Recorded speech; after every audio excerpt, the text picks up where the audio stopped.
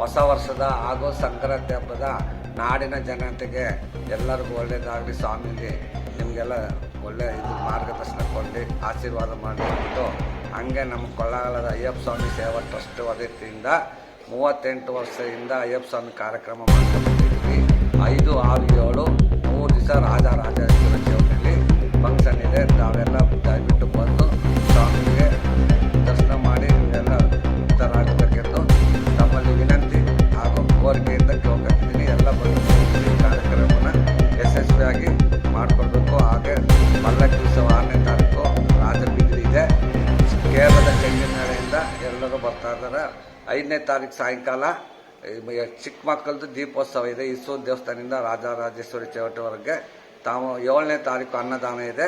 ತಾವೆಲ್ಲ ದಯವಿಟ್ಟು ಬಂದು ಈ ಫಂಕ್ಷನ್ನ ಯಶಸ್ವಿಗೊಳಿಸಬೇಕೆಂದು ತಮ್ಮಲ್ಲಿ ವಿನಂತಿಯಿಂದ ಕೋರ್ಕೊತಾ ಇದ್ದೀನಿ.